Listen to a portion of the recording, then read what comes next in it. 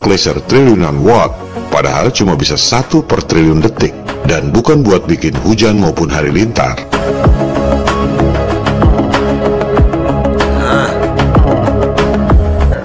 What is the European Union? Because we're seeing the beginnings of a type 1 economy. Huge planetary trading blocks are the beginnings of a type 1 economy. One world economy, one world government. Kalian masih mau nyebut ini teori konspirasi? Enggak lah, ini fakta konspirasi. Sudah ada one religion, udah pernah gua angkat, udah ada agama Krislam namanya. Itu ada. Dan semoga Allah subhanahu wa ta'ala menghancurkan sehancur-hancurnya para pelaku pembantaian 6 syuhada pengawal kami dan yang memerintahkannya, serta para aktor intelektualnya juga yang merestuinya, dan semua yang terlibat dalam pembantaian sadis dan brutal tersebut secara langsung maupun tidak langsung. Allahumma dammirhum tadmira waqtulhum badada wala tughadir minhum ahada ya qawi ya matin ya muntaqim amin ya rabbal alamin. Allahu Akbar, Allahu Akbar. Baju koko Habaib putih present Al-Godi.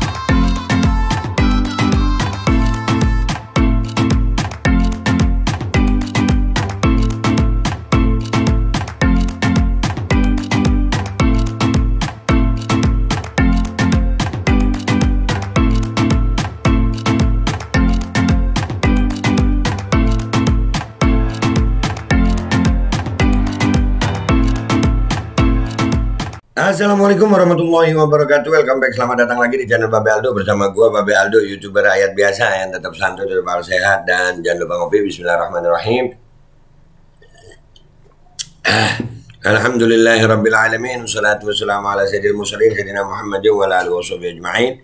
Rabbi shrah li sadri wa yassir li amri wa hlul 'uqdatam min lisani yafqahu qawli bi janabi wa alihi. Salam revolusi akhlak, semangat revolusi akhlak. Semoga akhlak kita jadi lebih baik hari ini dibanding kemarin. Panjang umur perjuangan, merdeka, Allahu Akbar. Salam sejahtera bagi seluruh rakyat Indonesia dimanapun kalian berada. Semoga kalian semuanya dalam keadaan sehat walafiat, tidak kurang suatu apapun. Dan mudah-mudahan kalau ada yang sakit dari kalian itu menjadi sakit penghapus dosa, penambah pahala. Sakit yang insya Allah segera disehatkan oleh Allah SWT dalam sehat yang manfaat. Amin ya rabbal alamin. Oke guys, konten kita kali ini, sebelum masuk ke konten jangan lupa cek deskripsi video. Ya, di situ ada link untuk merchandise Babe Aldo Shop. Oke, sekarang kita masuk ke konten. Kita kembali mereaksi Boss Darling guys, tentang HARP, teknologi geoengineering, rekayasa cuaca atau modifikasi cuaca. Ya, ini episode kedua. Kita lihat apa kata Boss Darling beberapa tahun lalu. Ya, kita simak beliau, kita doakan beliau dijaga sama Allah SWT dalam keadaan sehat afiat. Oke, kita simak dulu nih Boss Darling sambil kita reaksi. Bismillahirrahmanirrahim.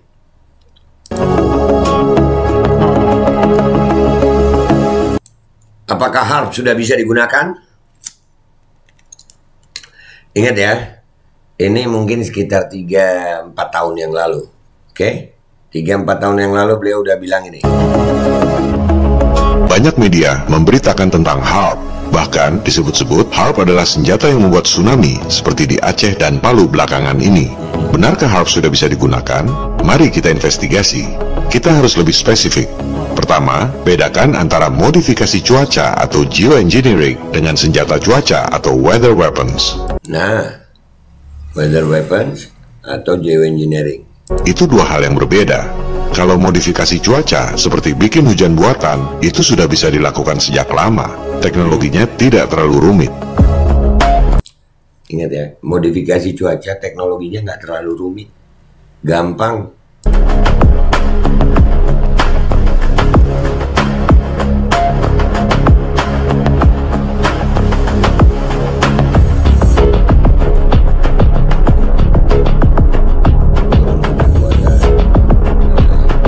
Kedua, itu ya, jadi ada mesin pembuat awan. Bahwa teknologi modifikasi cuaca itu kemudian dikembangkan jadi senjata juga sudah pasti. Militer memang kerjaannya seperti itu. Ingat ya, militer emang kerjanya seperti itu. Ya daripada bunuh-bunuhan orang dengan resiko mati juga, ya kan? Ketiga, dalam skala lab, memang terbukti metode HARP kalau ditembakkan ke atas secara masif bisa membuat cuaca ekstrim, yaitu perubahan atmosfer secara drastis, yang mengakibatkan angin topan, hujan deras, dan banjir. Kalau ditembakkan ke tanah, jika diterapkan dalam skala besar, memang bisa membuat gempa.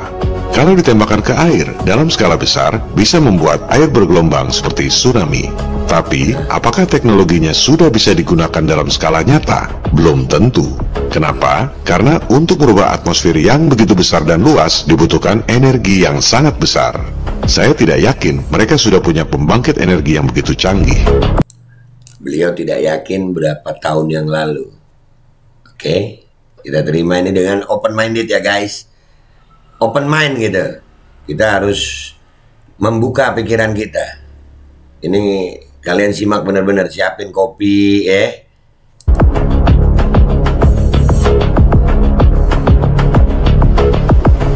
Coba simak baik-baik apa yang dikatakan oleh Profesor Michio Kaku tadi.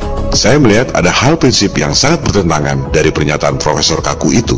We physicists are firing trillion-watt lasers into the sky to actually precipitate rain clouds and actually bring down lightning bolts. Kedengaran? Tuh ya, yang menembakkan laser tadi juga gua bahas tentang Puger. Ini lihat apa yang dibahas sama Bos Darling. Keren, tapi tak sesuai dengan fakta teknologi modifikasi cuaca yang dilakukan selama ini. Merekayasa awan-awan hujan tak pernah dilakukan dengan laser. Apalagi bola-bola halilintar tak pernah dilakukan dengan laser. Saya curiga Profesor Michio Kaku menyebut laser triliunan watt karena berita-berita saintis Jepang yang mengklaim bisa menembakkan laser 2000 triliun watt. Harap dicatat, itu cuma klaim yang dikutip oleh media-media. Tak ada yang benar-benar menyaksikan. Dan harap dicatat, laser 2000 triliun watt itu pun katanya cuma bisa selama 1/triliun detik. Bayangkan, 1 detik dibagi 1 triliun. Entah bagaimana bentuknya itu laser dan bagaimana cara mengukurnya. Sudah pasti, mengukurnya berdasarkan asumsi di atas asumsi. Ini Profesor Michio Kaku, saintis elit, kelihatannya ngawur. Sengaja kasih informasi yang tak sesuai dengan fakta, supaya kelihatannya keren. Nembak Supaya kelihatannya keren gitu. Kadang-kadang pokoknya kalau udah dari lembaga resmi, profesor, gelarnya, ngomongin apa aja biar kelihatan keren. laser triliunan watt, padahal cuma bisa 1/triliun detik, dan bukan buat bikin hujan maupun halilintar.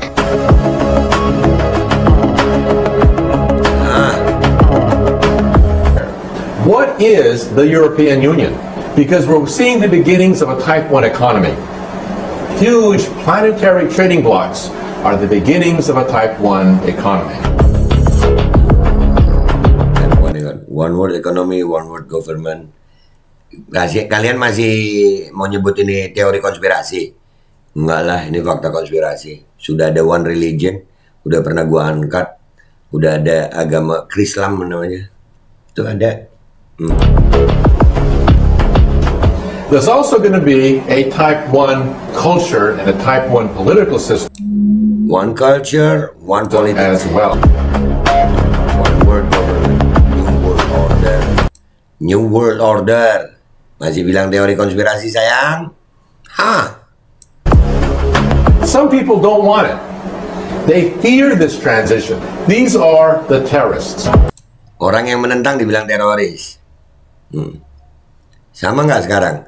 Kita kalau menentang kita dibilang radikal, provokatif. Ya nggak sih? Permainannya siapa itu? Orang-orang yang terima duit dari elit global yang nggak ada serinya itu. Radikal ini, provokator ini. Siapa yang ngomong? Hah? Kita bongkar permainan elit global.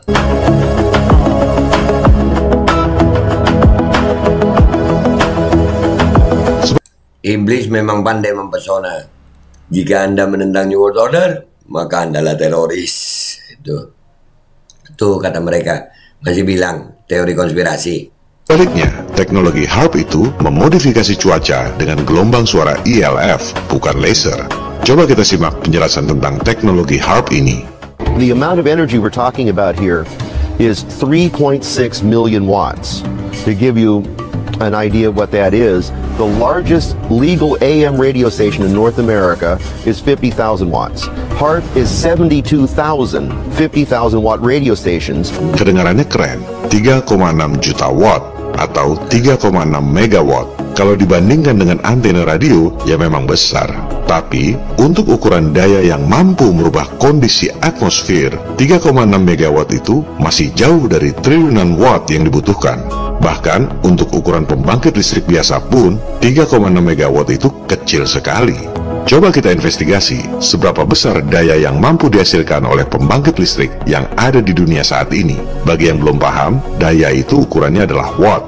Coba Anda riset, berapa kekuatan pembangkit terbesar di dunia ini? Itu loh senangnya Bos Darling itu. Selain dia riset, dia nyuruh kita riset. Keren. Ini adalah studi yang dibuat oleh British Gas. Pembangkit listrik dengan daya terbesar di dunia adalah di Three Gorges Dam, China. Kapasitasnya 22.500 megawatt alias 22,5 triliun watt. Ini baru powerful. Sumber dayanya apa? Hydro alias air. Hanya air yang jumlahnya sedemikian banyak yang bisa membangkitkan daya sedemikian besar. Pembangkit kedua terkuat di dunia, Itaipu Dam di Brazil dan Paraguay, 14 triliun watt. Sumber dayanya apa? Air juga. Pembangkit ketiga, keempat, dan kelima terkuat di dunia, semuanya menggunakan sumber daya air. Baru pembangkit keenam terkuat di dunia yang sumber dayanya bukan air, Kashiwazaki Kariwa di Jepang. Sumber dayanya nuklir, 7,9 triliun watt. Itu tahun itu guys. Tahun ini, apakah bisa? Sangat bisa. Intinya apa? Dibutuhkan upaya yang sangat besar untuk membuat daya triliunan watt. Fasilitasnya saja sebesar itu. Untuk membangkitkan daya 7,9 triliun watt, dibutuhkan reaktor nuklir seluas 4,2 km persegi. Antena-antena radio HAARP itu cuma 3,6 megawatt. Butuh 1000 kali lebih besar untuk menciptakan daya triliun watt seperti yang disebut Profesor Michio Kaku tadi. Secara teori, memang bisa saja menembakkan ILF secara masif untuk merubah atmosfer secara drastis. Pertanyaannya, seberapa besar energi yang dibutuhkan dan dari mana energi itu didapat? Di mana pembangkit listriknya? Itu yang jadi misteri. Bukan tidak bisa. Bisa, apalagi udah berapa tahun ini. Di internet juga banyak beredar berita bahwa Amerika menyiapkan SBX-1 yang disebut-sebut merupakan senjata HAARP untuk menyerang Korea Utara.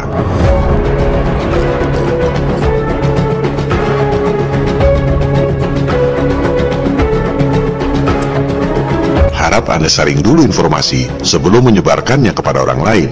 Di mana ada senjata HAARP bentuknya seperti itu? Yang bentuknya seperti bola golf itu adalah radar, bukan senjata HAARP. Kecuali kalau Anda sudah riset dan dapat referensi yang kredibel bahwa HAARP bentuknya seperti radar golf itu, barulah Anda boleh sebarkan informasi. Tuh lu lihat. Dia ini kalau nggak bener-bener dia nggak mau nyebarin, sayang.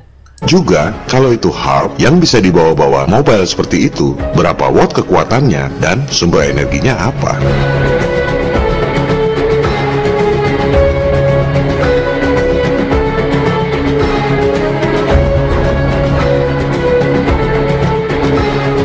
Untuk urusan teknologi pengolahan energi, mereka tak secanggih. Bentar dulu.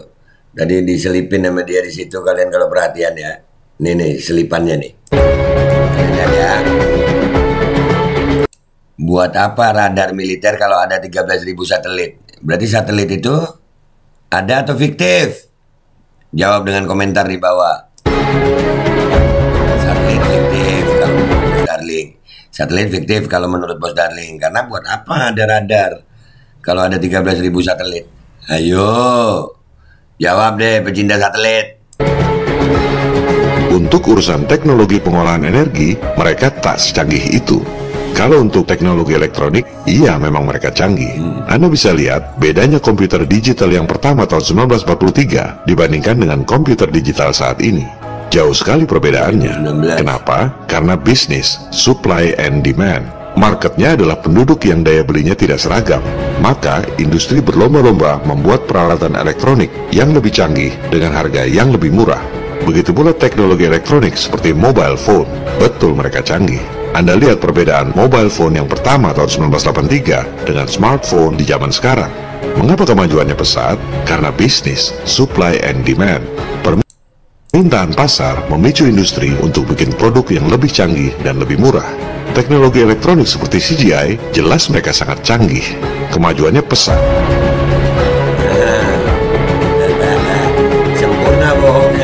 Sempurna bohongnya, ya CGI. Ya, CGI.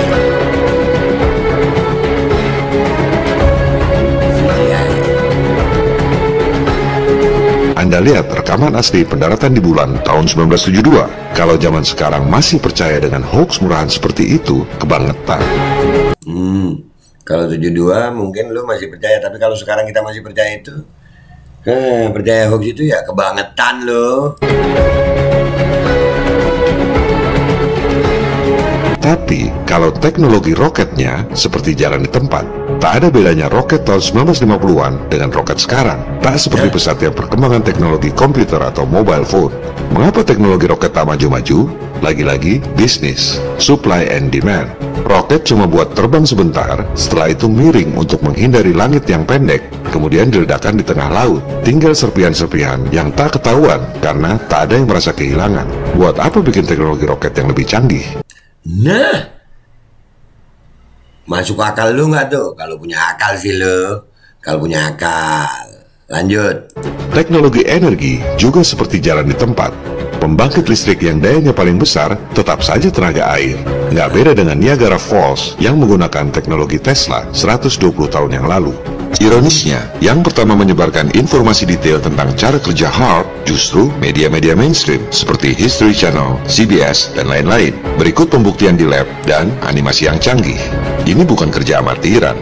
Juga, saintis elit seolah mengkonfirmasi teknologinya. Cukup meyakinkan bahwa HAARP sudah bisa digunakan. Tapi mereka nggak cerita faktor yang sangat penting, yaitu berapa energi yang dibutuhkan dan sumber dayanya dari mana untuk merekayasa atmosfer secara masif dan drastis.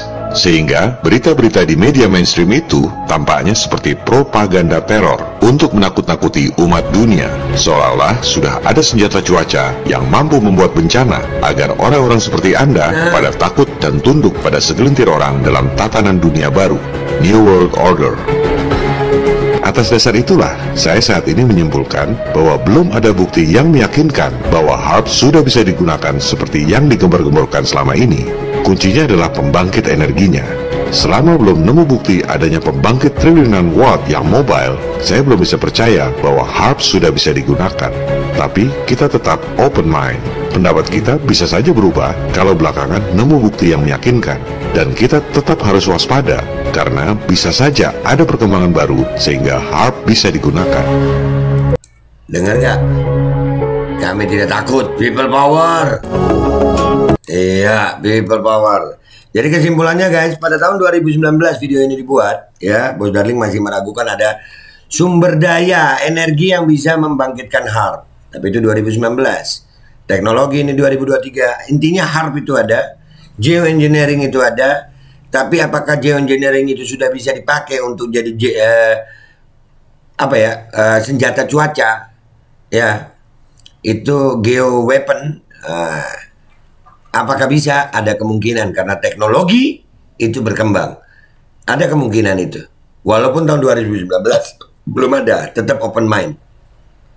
Tetap kita open mind. Mereka ada, mereka memang niatnya mau nakut-nakutin kita dengan segala macam teror, dari teror penyakit lah, teror senjata lah, teror cuaca lah, dan itu sudah banyak terjadi. Ya, bisa saja HAARP itu dibuat per part begitu.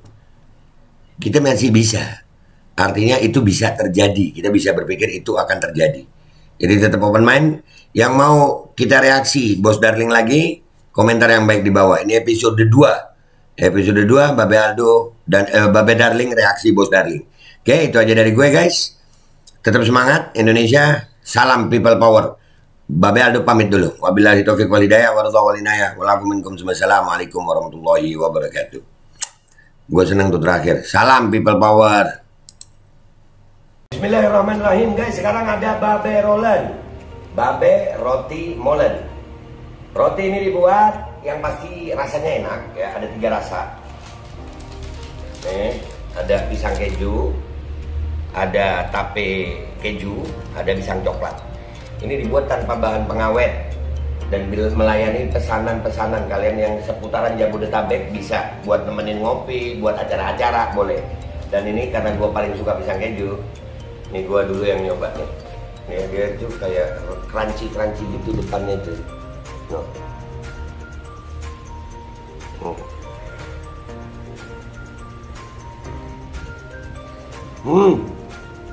Lu tahu kerannyes di depan nih, terus di dalamnya empuk. Ya Allah. Udah nggak usah lama-lama, lu kalau kepingin langsung pesen aja, itu ada nomor WA-nya, nanti gua kalau cantumin, ada juga IG-nya, langsung pesen, murah. Segini cuman nanti dia tanya itu 35.000 kalau nggak salah, ya.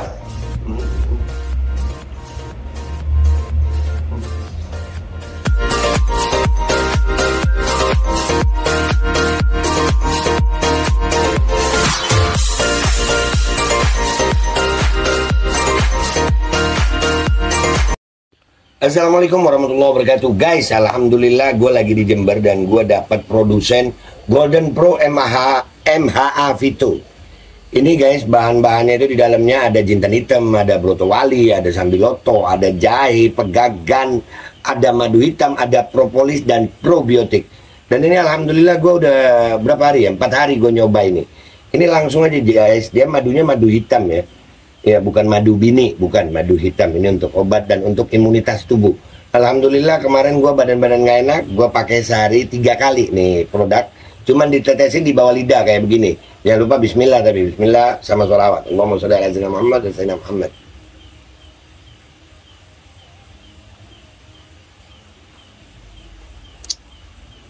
Dah, begitu aja. Sehari 3 kali. Kalian langsung hubungi nomor yang tertera di bawah ini. Ini insya Allah bisa membuat badan kita tahan terhadap segala macam infeksi dari luar untuk imunitas tubuh. Dah gitu aja, langsung pesan ya. Ini nomornya.